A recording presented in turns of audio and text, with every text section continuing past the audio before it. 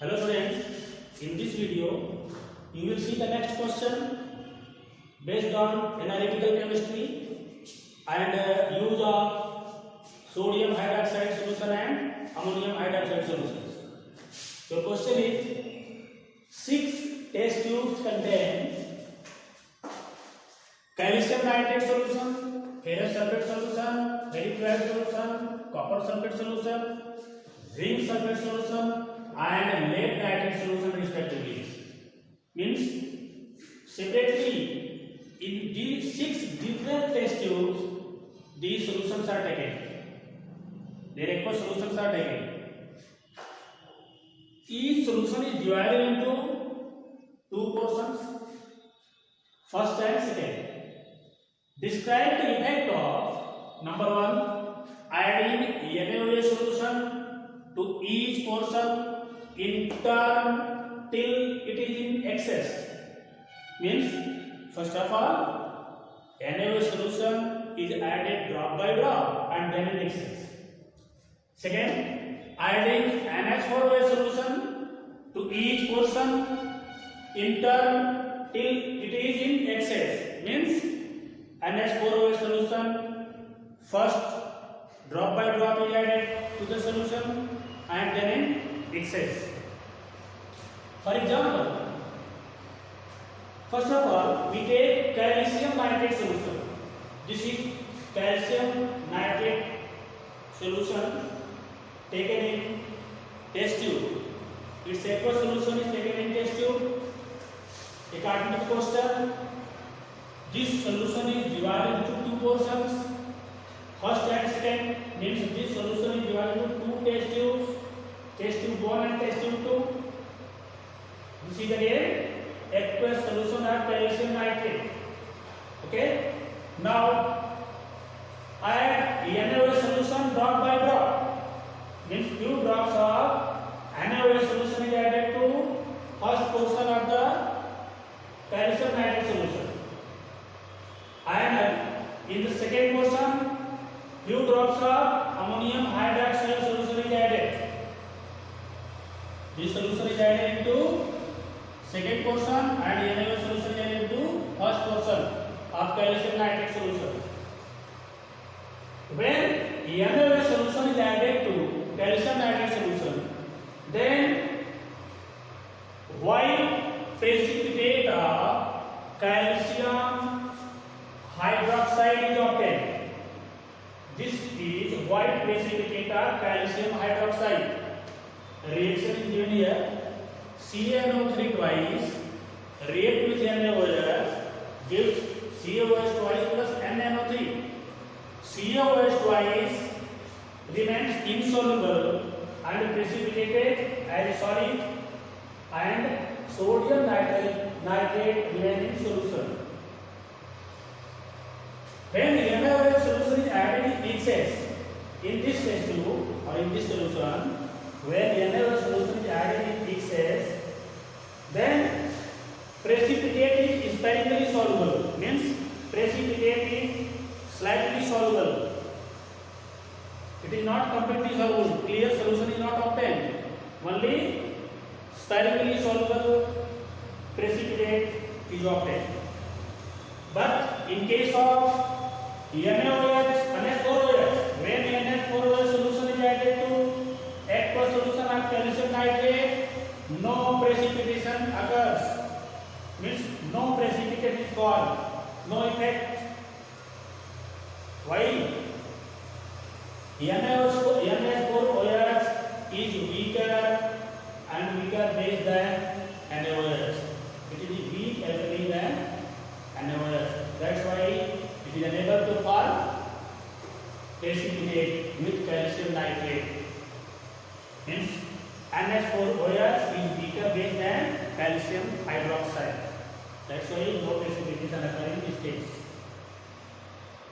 Now the question is, what will happen when NaOH solution is added to aqueous solution of calcium nitrate, first drop by drop and then in excess?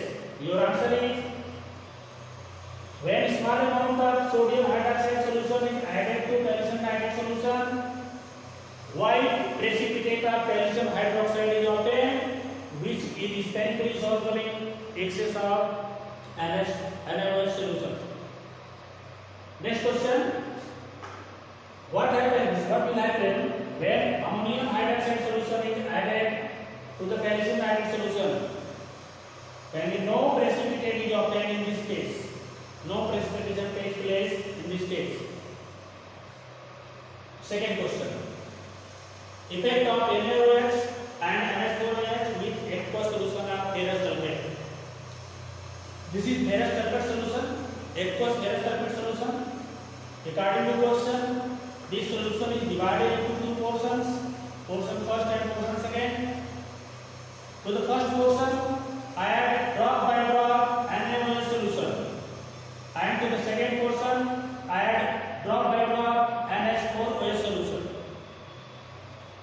In both cases, dirty green precipitate of ferrous hydroxide is obtained. This is dirty green precipitate in both the cases. The reaction is given here. FeSO4 react with NaOH gives FeOH twice. FeSO4 react with NH4OH gives FeOH twice. In both the cases, dirty green precipitate is obtained. But with NH4OH, only dirty green precipitate. And in case of NaOH, dirty green gelatinous precipitate. This is the difference between two types of precipitates. In this case, means when NaOH solution is added to FeSO4 solution, dirty green gelatinous precipitate is obtained. While NH4OH gives dirty green precipitate with ferrous sulfate solution. Both the precipitate remains insoluble. In this case, precipitate remains insoluble in excess of the reagent.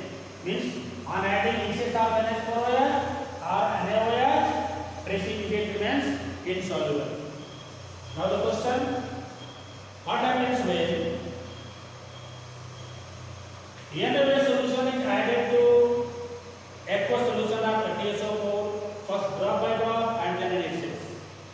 Your answer is, when small amount of NaOH solution is added to aqueous solution of FeSO4, dirty green precipitate of ferrous hydroxide is obtained, which remains insoluble in excess of NaOH solution. When the question arises, what happens when NH4OH solution is added to aqueous solution of FeSO4, first drop by drop and then in excess?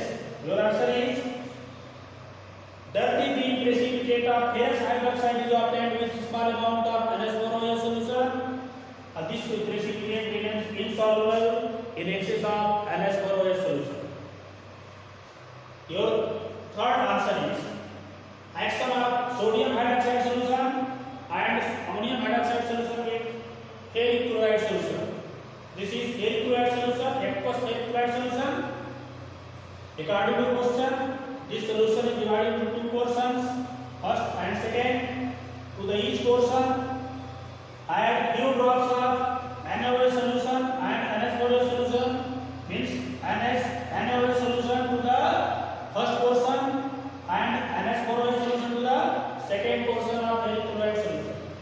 Then reddish brown precipitate in both the cases are obtained.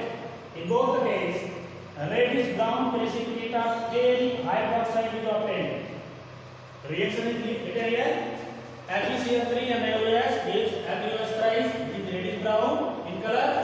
FeCl3 and NH4OH gives reddish brown precipitate. In both the cases, same results are obtained. This precipitate remains insoluble in excess of the reagent. When excess of NaOH or NH4OH added to the precipitate remains insoluble. Okay? Now the question on this experiment: what happens when few drops of NaOH solution is added to aqueous solution of FeCl3? Your answer is, the reddish brown precipitate of ferric hydroxide is obtained, which is insoluble in excess of NaOH solution. Next question, what happens when NH4OH solution is added to aqueous solution of ferric chloride in small amount and then in excess? With small amount of NH4OH, reddish brown precipitate of ferric hydroxide is obtained, which is insoluble in excess of the reagent. This is your first, second and third answer. Now come to fourth. Your fourth question is aqueous solution of copper sulfate. Aqueous solution of copper sulfate is divided into two portions,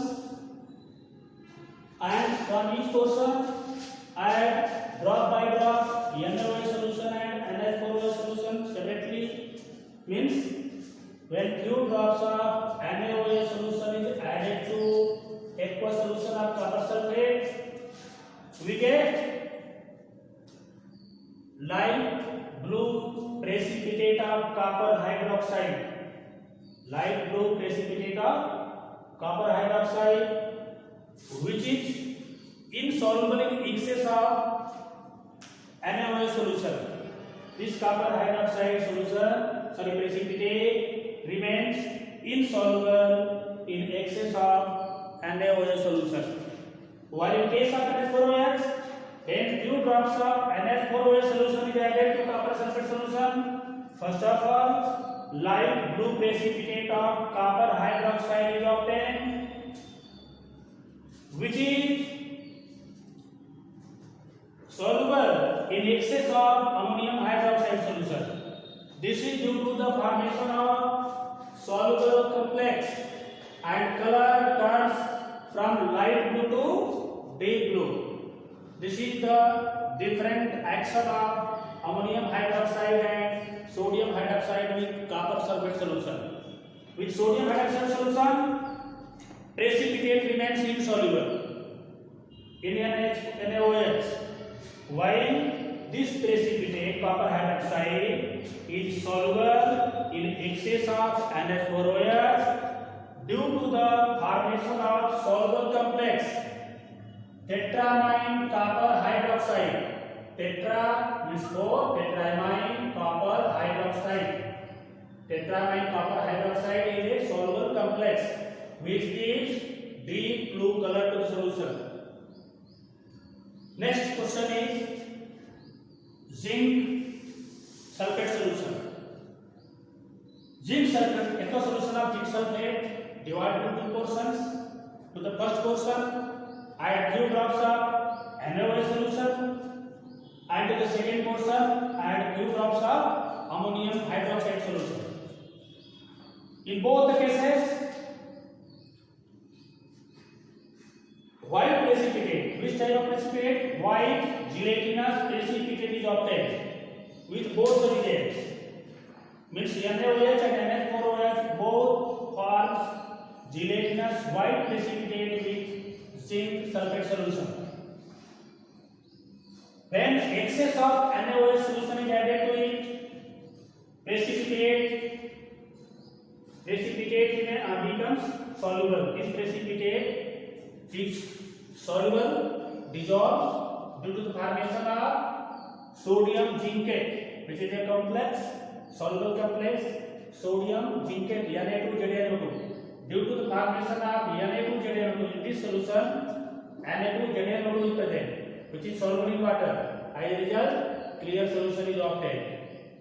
And when ammonium hydroxide solution is added in excess, again due to the formation of soluble complex tetramine zinc hydroxide, soluble complex, precipitate is dissolved in water.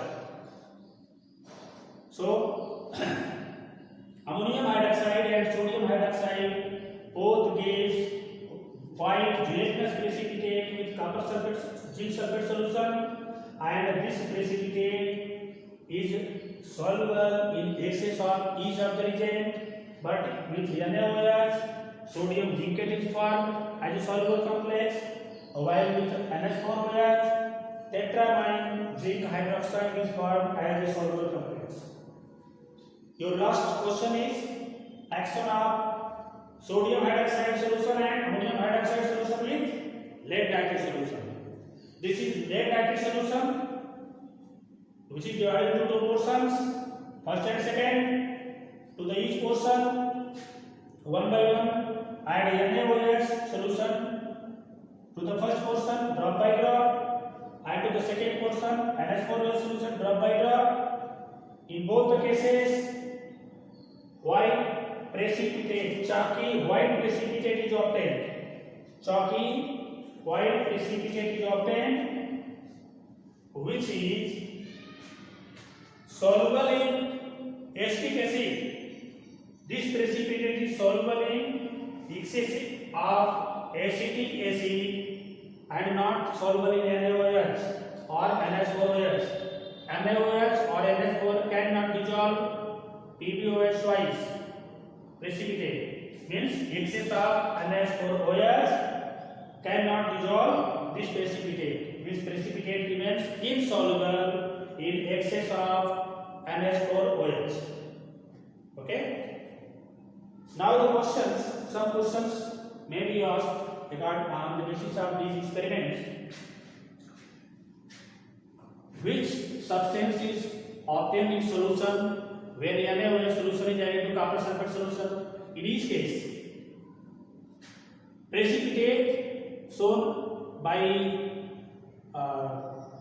dark portion. This is a precipitate and solution is already written.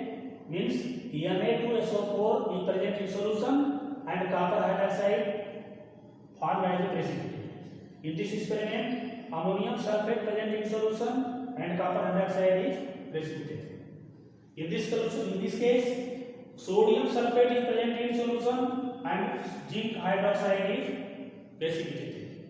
In this case, ammonium sulfate is present in solution while zinc hydroxide is precipitated. This is all about analytical chemistry and use of ammonium hydroxide and sodium hydroxide in analytical chemistry to identify certain cations. That's all. And in next video, we will study about salts, their classification, their preparation, and their properties.